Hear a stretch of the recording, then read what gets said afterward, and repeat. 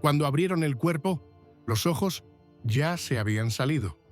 De las cuencas, donde antes latían los vasos sanguíneos, salía lentamente un moho verde, húmedo y espeso que cubría la cara y las mejillas, como si intentara ocultar los restos de la vergüenza. Uno de los cirujanos diría más tarde en su informe: la esclerótica se descompuso en una sustancia viscosa, pero debajo de ella se encontró una masa similar a una esponja de pantano. Creemos que sustituyó parte del tejido cerebral. 6 semanas antes, el gran arzobispo Hugo yacía en sus aposentos sin dormir. Rechazaba la comida, evitaba las miradas y solo hablaba con el salterio. En los aposentos no se apagaban las lámparas. La oscuridad se espesaba, las paredes se humedecían por el sudor y los sirvientes se quejaban de un zumbido que provenía del suelo. El mayordomo mayor abandonó su puesto, declarando bajo juramento que había visto al mismo arzobispo tragar tierra untada con aceite del ataúd del profeta. Al principio, la enfermedad parecía sencilla: debilidad, diarrea, insomnio. Sin embargo, a la 3ª semana, Hugo comenzó a sangrar por los oídos. Perdió el habla y la noción del tiempo. Sus ojos se volvieron vidriosos y su piel se cubrió de manchas parecidas a rastros de líquen. Los médicos intentaron quemar las úlceras, pero de ellas brotaba un líquido verde que desprendía un olor a musgo y a incienso de iglesia. Uno de los ayudantes médicos que presenció el procedimiento escribió más tarde: «Toqué su pierna y la piel se desprendió bajo mis dedos como col hervida». Cuando le preguntaron por qué comía tierra del Santo Sepulcro, susurró: «Contiene sangre y carne. Si me convierto en ella, el Señor olvidará que estoy muriendo».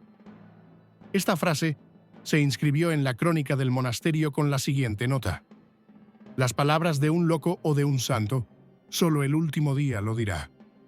A la 4ª semana lo llevaron al altar todos los días, incluso por la noche. Yacía sobre una tabla, envuelto en un paño, con la boca llena de musgo y trozos de tierra sagrada. Tenía las manos atadas porque arrancaba piedras de debajo de sus pies y las masticaba. La sangre de su orina se volvió negra y su aliento era fétido y húmedo. En la reunión del cabildo se produjo un escándalo. Los obispos más jóvenes exigieron que lo retiraran del trono. Decían que ya no era un hombre, sino un recipiente de moho, y que su miedo al infierno lo empujaba a la herejía. Pero los partidarios del arzobispo afirmaban que era podredumbre divina y en ella estaba la salvación. Al día siguiente, 2 obispos desaparecieron. Sus cuerpos fueron encontrados en el jardín, uno ahorcado en una parra, el otro estrangulado con la cadena de un incensario. Según los delatores, Hugo prohibió la entrada a los médicos de Roma, rechazaba los ungüentos e insistía en frotarse con ceniza de iconos quemados. Su última confesión duró 5 horas. Tosía constantemente, escupía coágulos de pus e intentaba levantarse para volver a comer tierra de la tumba traída de Jerusalén. Los sirvientes lo sujetaban, pero él se aferró con los dientes a la muñeca de uno de ellos. Le arrancó un trozo y se lo tragó. Según los recuerdos de su ayudante, recogidos en el Tratado sobre las muertes de los grandes, en la 5ª semana, Hugo estaba inmóvil, pero el musgo seguía creciendo. Su pecho estaba cubierto de esporas. Cada vez que respiraba, el aire salía con un silbido, como si saliera de un tronco hueco. La autopsia reveló que parte del pulmón se había podrido y se había depositado en los bronquios. Los riñones dejaron de funcionar, el cuerpo se hinchó, el abdomen se infló y toda la cama estaba empapada de un secreto repugnante. 3 días antes de su muerte, rezaba sin palabras, emitiendo solo gemidos guturales. Los testigos escribieron. Parecía que hablaba con el musgo. Por la noche, la temperatura bajó, pero le salió sangre verde por la nariz. Cuando murió, Nadie gritó. Nadie rezó. Uno de los monjes escribió más tarde: «Pensamos que se había convertido en parte de la tierra que comía». Los portadores se negaron a entrar. Entonces sacaron el cuerpo en un saco. La piel desprendía un olor a humedad. Las heridas estaban plagadas de gusanos y de la boca le salía hierba. El entierro se celebró en secreto. Por la mañana comenzaron los disturbios en la ciudad. Alguien difundió el rumor de que el arzobispo había resucitado y que ahora su aliento envenenaba el aire. Incendiaron varias casas y quemaron a una monja en la plaza por tener musgo en la lengua. No pudieron elegir un sucesor durante 9 meses. En el interior del cabildo se extendió una epidemia. A 6 canónigos les comenzaron a pudrirse los dedos. Decían que era un castigo. El pueblo guardaba silencio. No se cantaban misas. Las paredes de la catedral se cubrieron de manchas de moho. El cronista escribió: «Él comió la tierra santa, y ahora ella nos come a nosotros». Los sirvientes que tenían acceso a las habitaciones del duque describían un aire viciado, como el de un sótano donde se descomponían durante semanas la carroña y la paja húmeda. Ya no se levantaba, solo yacía cubierto con mantas hasta la barbilla. Según el boticario Jacobo de Merano, la piel del enfermo se había oscurecido y cubierto de costras duras, como quemadas. De sus ojos brotaba un líquido turbio y viscoso, como mucosidad, con restos de musgo verde. Entre los médicos corrían rumores de que el duque no solo seguía comiendo tierra traída en urnas de plomo desde Palestina, sino que también ordenaba molerla hasta convertirla en polvo y mezclarla con sangre humana. El sirviente Reinhold, interrogado más tarde, aseguró que el señor bebía de una copa de madera hecha con los restos de una cruz y murmuraba oraciones al revés para que Dios no las oyera.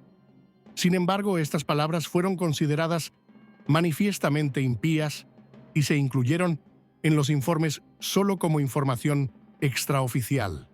El acceso al cuerpo estaba restringido. Solo 4 personas podían entrar en sus aposentos: el médico personal, el boticario, el sacerdote de la corte y el guardián del sello. Todos los demás recibían instrucciones a través de la puerta cerrada. Por las noches se oía una tos húmeda y ronca, como si algo vivo se agitara dentro de sus pulmones. Los guardias del palacio oían por turnos un murmullo, como en una tubería de desagüe, y sonidos de uñas arañando la madera. A algunos se les ordenó guardar silencio bajo pena de perder su salario y sus dedos. La crónica del abad Peter de Leitenberg, escrita más tarde, indica: «En los días de marzo, por la gracia de Dios, no llovió, y por eso el olor del ala oeste del palacio llegaba incluso a las caballerizas. El sacerdote, al que se le permitió confesar, desapareció una semana después. Se rumoreaba que se había vuelto loco y que había sido encerrado en el sótano del monasterio, donde comenzó a roer las paredes, gritando que oía al duque tragar tierra y llenarse de piedras. Según la descripción del médico Egbert, por la mañana la temperatura corporal aumenta, pero las extremidades están frías, casi como las de un cadáver. Las manos están cubiertas de una capa, y debajo de las uñas se acumulan restos de una masa negra. El abdomen está hinchado. El paciente se queja de movimientos internos, como si alguien se estuviera revolviendo. En la nuca tiene una úlcera con una capa verdosa. La cauterización y la infusión de sangre de cabra no ayudan. Pide que le den de nuevo ceniza de la fuente sagrada. No puede beber. Se le caen los dientes. Mastica hasta que empieza a sangrar. A pesar de los evidentes signos de descomposición, la Cancillería, por orden de la duquesa, siguió enviando cartas en su nombre a las ciudades. Todos los embajadores que llegaban de las provincias imperiales eran recibidos en una sala separada. Se les mostraba un retrato colocado detrás de una mampara y se les anunciaba que el duque rezaba en soledad Sin embargo, todos sabían que la lucha por el poder ya había comenzado. Su sobrino Otto, apoyado por los partidarios de la Iglesia Reformada, reunía en secreto a hombres armados en la abadía al norte del castillo. La duquesa, por el contrario, buscaba el apoyo de la antigua nobleza, prometiendo mantener las tradiciones si se oponían a Otto. Mientras tanto, el castillo se llenó de monjes errantes, silenciosos, con capuchas negras y el rostro oculto por vendas. Nadie sabía quién los había dejado entrar, pero comenzaron a celebrar rituales en el sótano, donde antes se llevaba a los toros sacrificados. Esa misma semana, el cuerpo del duque comenzó a desprender un hedor insoportable. Los guardias se turnaban cada 2 horas y muchos sufrían dolores de cabeza y erupciones cutáneas. Se colocaron quemadores de resina negra en los pasillos, pero, según el mayordomo, el hedor era aún más fuerte y el humo se acumulaba como en un pozo de carbón. Uno de los escribanos, enviado a buscar unos documentos, cayó inconsciente en el archivo y murió 2 días después. El médico anotó la causa de la muerte: asfixia por vapores putrefactos.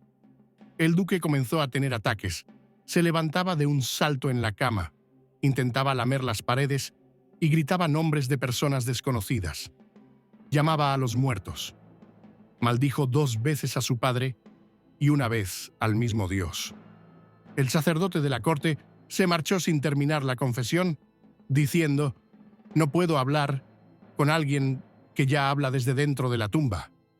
Según informes del monasterio de la corte, esa misma noche, el sepulturero recibió la orden de cavar una fosa en el jardín interior, bajo el campanario del monasterio.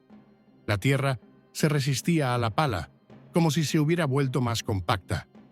Uno de los trabajadores, llamado Lutero, dejó la pala y se marchó repitiendo: «No voy a cavar tierra santa para un maldito, para que no se vuelva». Al final de la semana, comenzó a salir un líquido verde de la herida de la nuca. El médico intentó limpiarla con una decocción de ajenjo, pero pronto la piel de alrededor se ennegreció. De su boca salía un vapor fétido. No podía hablar, pero seguía masticando.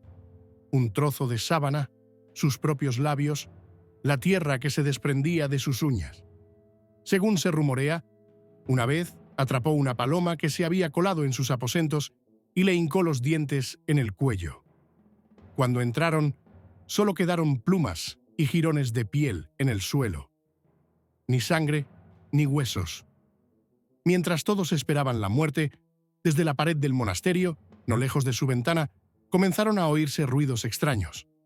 Por las noches, un jadeo, como si alguien respirara por una rendija. Luego, aire cálido y olor a moho húmedo. Y luego, el primer pus.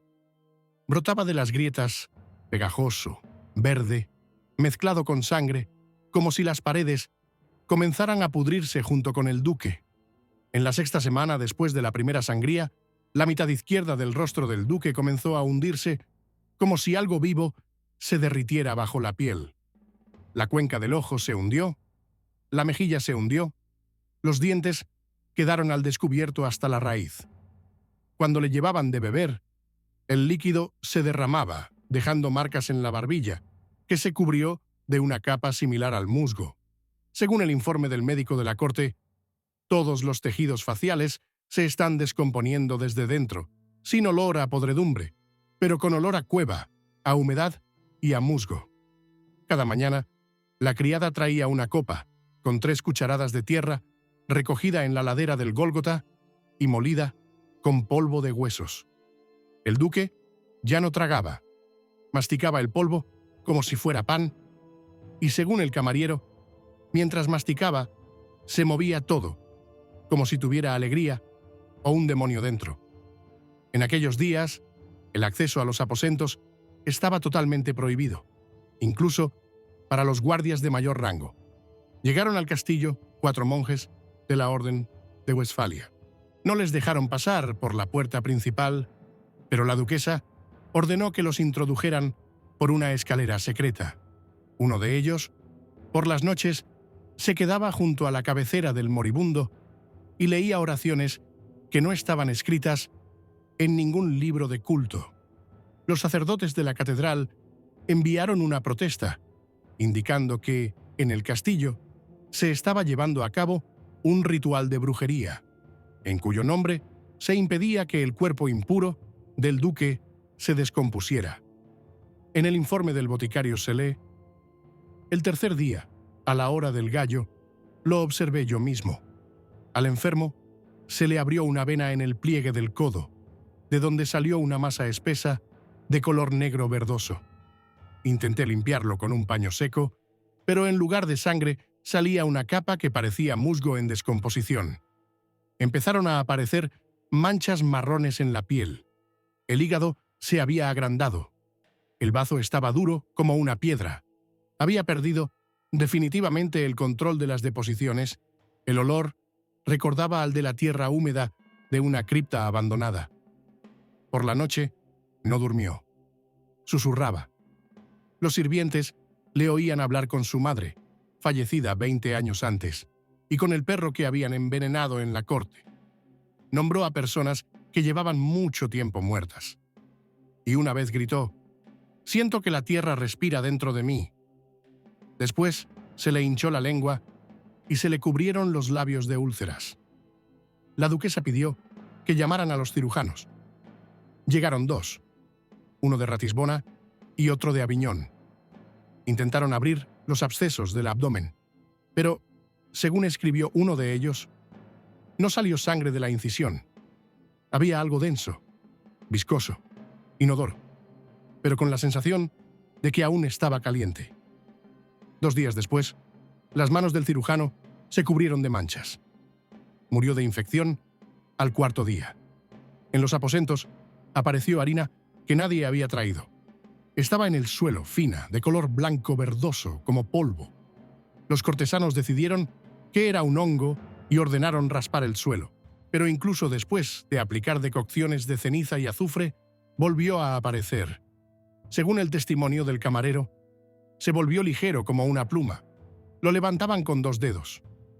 Los huesos crujían, pero aún hablaba. Me dijo: «No voy a morir, me voy a empapar». Para entonces, el heredero de Otto ya había entrado en la fortaleza al norte del castillo. Envió un mensaje exigiendo la entrega del sello y los pergaminos. La duquesa se negó. En respuesta, la abadía fue rodeada. Los viejos varones tardaban en tomar una decisión. No les preocupaba el ejército, sino lo que ocurría en la parte occidental del palacio. Uno de los capitanes de la guardia confesó más tarde: «Oíamos sus gritos.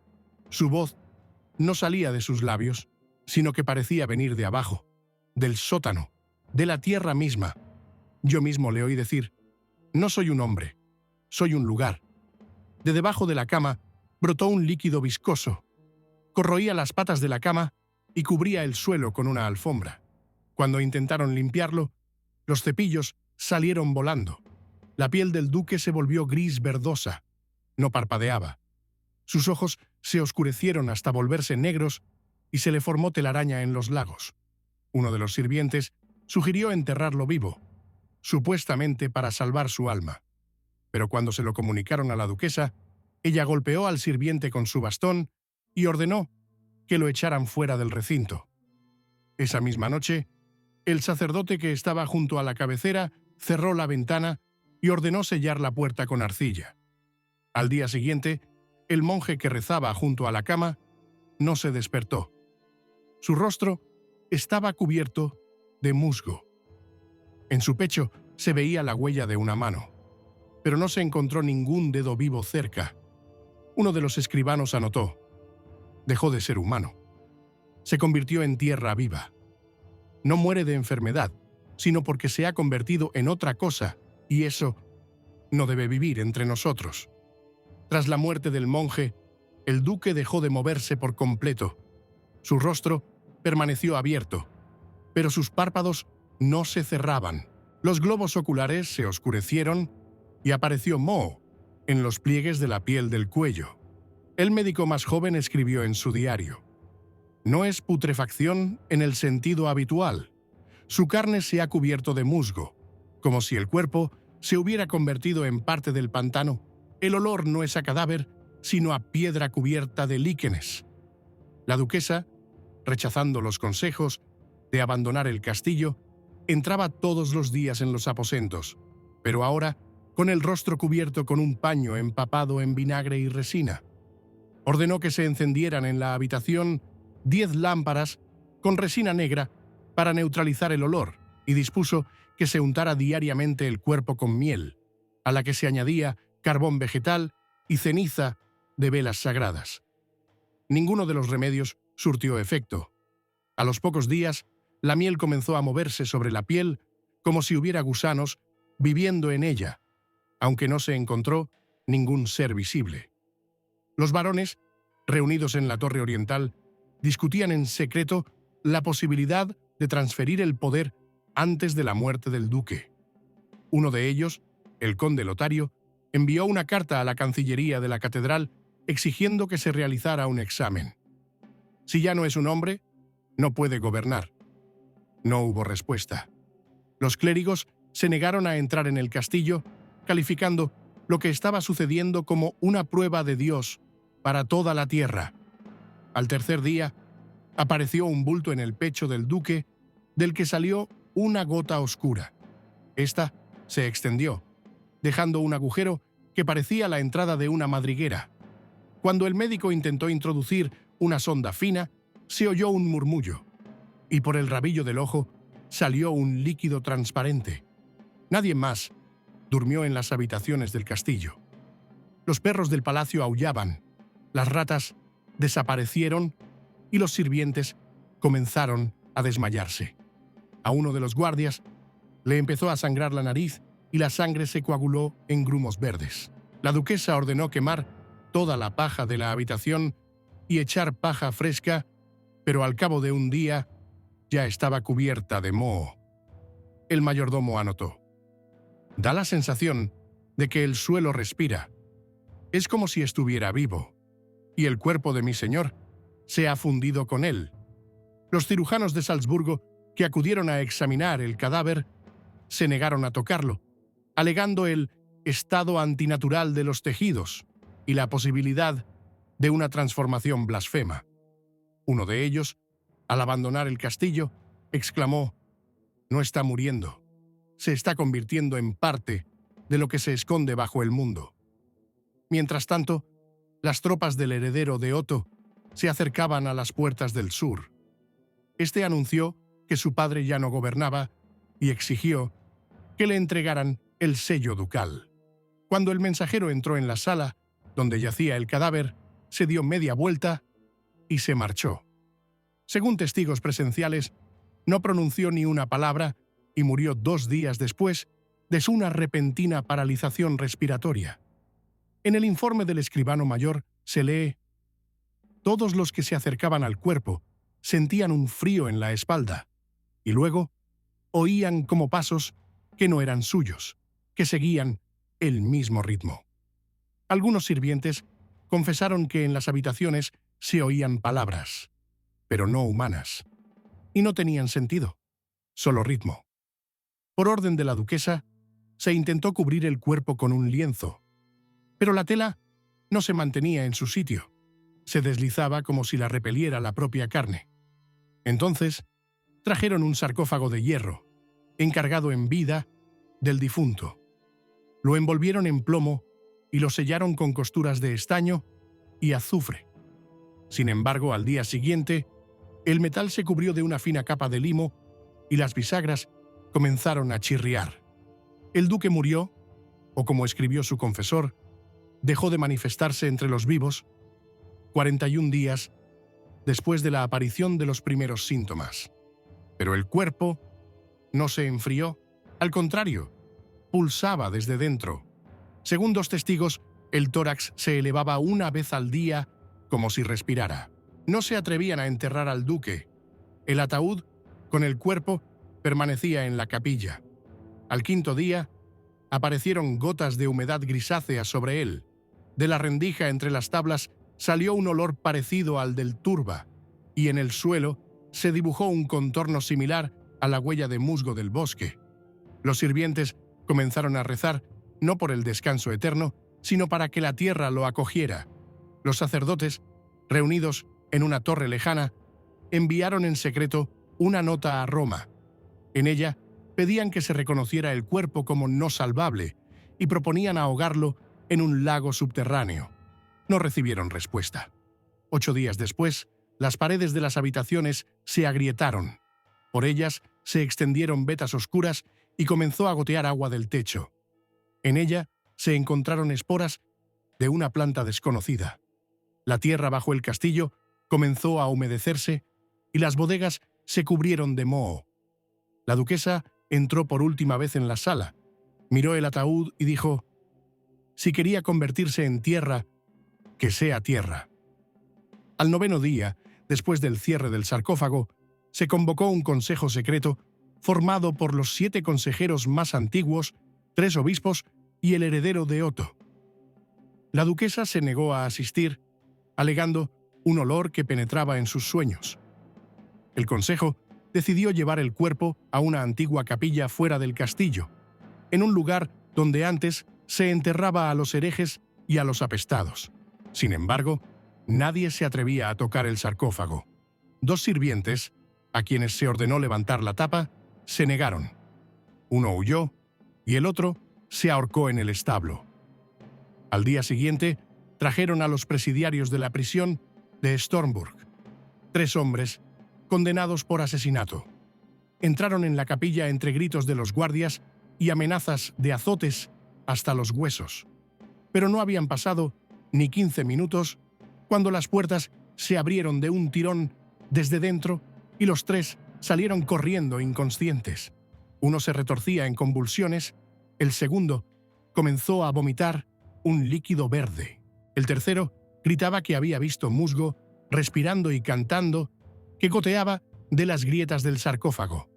Más tarde, todos ellos fueron asesinados en secreto por orden del obispo para que la palabra contagiosa no saliera al exterior. Al 10º día, la duquesa desapareció. La guardia afirmó que había salido de noche descalza con una antorcha y había bajado al sótano. No la encontraron ni en las criptas ni en los pozos. Solo al cabo de un día encontraron sus zapatos, empapados y cubiertos de musgo, junto a la pared oeste del castillo. Por la mañana, comenzó a gotear agua de debajo de la mampostería.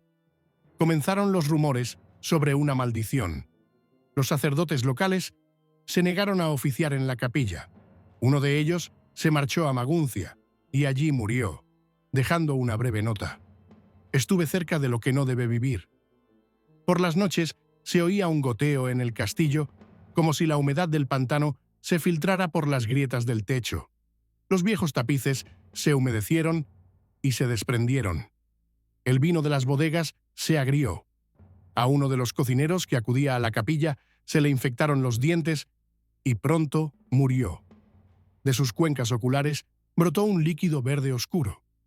Esto quedó registrado en el registro de defunciones de la corte como descomposición natural de la cabeza. El consejo se reunió de nuevo, esta vez al completo. Se decidió expulsar del castillo a todos los sirvientes y dejar solo a los guardias armados. La comida se traía en vasijas de barro selladas. Cualquier alimento que se dejara cerca del sarcófago se cubría de una capa grisácea. Al 13º día se hizo el silencio. Nadie se atrevía a entrar en la capilla. Las paredes comenzaron a descascarillarse y el yeso se desprendía en capas. El ataúd seguía allí y, según los rumores, por las noches se oía una respiración débil, como si alguien estuviera inhalando tierra. Debido a la presión política, el heredero de Otto se vio obligado a emitir un decreto sobre la muerte del duque. El cuerpo fue declarado oficialmente enterrado. Sin embargo, no hubo un entierro real. Los cronistas de la corte registraron en sus crónicas que el cuerpo pasó a un estado inaccesible al mundo y volvió a la tierra donde deseaba estar.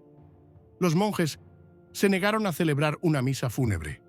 Uno de ellos, el hermano Jacobo, fue encontrado muerto a la entrada de la capilla, con un trozo de musgo en la garganta.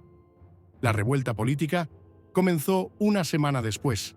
La antigua nobleza, temiendo la maldición, abandonó la capital. Comenzaron los saqueos, parte de la población huyó, considerando el castillo un lugar donde se había instalado el demonio. Las aldeas cercanas quedaron desiertas. Los mercados se silenciaron. Solo en el centro de la ciudad permanecían la guardia y el nuevo consejo. El cronista, que permaneció en el castillo, por orden del heredero, escribió: «El patio estaba más silencioso que un bosque muerto. Los caballos no relinchan. La gente no tose. Las piedras lloran de humedad y todo lo que entra en contacto con el cuerpo se pudre. Si quería la eternidad, la consiguió, pero en una forma que incluso el diablo habría rechazado. Al 18º día, la capilla se derrumbó, sin ruido, sin viento. Las piedras, ennegrecidas por la humedad, parecían haberse hundido en la tierra. En el lugar donde se encontraban sus cimientos, quedó un cráter lleno de agua negra, rodeado por un anillo de musgo que se extendía cada día más. Nadie se atrevía a acercarse a menos de 20 pasos. Las gallinas morían, las velas se apagaban y a los perros les salía espuma por la boca. Otto, que había subido al trono sin coronación oficial, se encerró en el ala oeste. No recibía a nadie. Solo escribía órdenes en las que exigía que no se mencionara a su padre en las oraciones. Su rostro se cubrió de una erupción que los sirvientes describían como polvo verde que se incrustaba en la piel. Se negaba a comer y exigía que le trajeran un trozo de tierra del Gólgota sin consagrar. 20 días después del inicio de la enfermedad, murió. Los médicos, llamados desde Erfurt, no llegaron a tiempo. Según los registros del capellán personal, comenzaron a embalsamar el cuerpo, pero la autopsia reveló que los órganos internos se habían descompuesto. Los pulmones se desmoronaban al tocarlos y del cráneo salía musgo, que era tan abundante en el cabello que los sirvientes, asustados, quemaron la cama junto con el cuerpo. No quedaban herederos. Los candidatos más cercanos al poder eran hijos de una rama colateral, que la Iglesia no reconocía como legítimos. En la capital estalló una revuelta, parte de la nobleza fue masacrada en una sola noche. En las puertas del castillo colgaron un cartel con una inscripción arañada con la uña: «Él se comió la tierra y la tierra se lo comió a él». El nuncio papal llegó con 7 días de retraso. Se negó a entrar en el castillo en ruinas. En su informe, a Roma escribió: «La zona está muerta. Ni olor, ni ruido, ni sombra. Todo lo que estaba vivo ha muerto. Todo lo que estaba muerto ha empezado a crecer». Sus notas fueron posteriormente retiradas de los archivos. De los principados vecinos empezaron a llegar propuestas para dividir las tierras del antiguo gobernante, pero los que enviaron tropas no regresaron. Una partida desapareció sin dejar rastro, otra regresó 3 días después con una horrible fiebre. La piel se cubría de musgo, las uñas se caían y los ojos se infectaban. La epidemia se extendió por 3 pueblos. Los quemaron junto con sus habitantes. Más tarde, un año después, se encontró un manuscrito en el monasterio de San Gregorio, en el Valle Sur. La firma pertenecía al médico de la corte. En él se decía que el duque comía tierra de las tumbas de los santos y la mezclaba con sangre humana para alcanzar la inmortalidad. Supuestamente aseguraba que el polvo puro contiene la voz de Dios y si se convierte en parte del cuerpo, la muerte no entrará en él. La última anotación del manuscrito era la siguiente frase: «Los ojos no se cierran. Él duerme. Pero mira». Después de esto, el sínodo sagrado reconoció todo lo que estaba sucediendo como una caída herética del trono. El castillo fue abandonado para siempre. A los pocos años, según los informes de los comerciantes, el musgo comenzó a crecer en ese lugar y en nuevas tierras. En las puertas, en los rostros de los bebés, en las cúpulas de las capillas. Intentaron quemarlo, taparlo, renegar de él, pero siempre volvía. En la memoria del pueblo, este gobernante quedó sin nombre. Lo llaman simplemente el que comía tierra. Y hasta hoy, cuando alguien muere con los ojos muy abiertos y manchas verdes en la cara, dicen: ha vuelto a tragar almas, como tragaba polvo.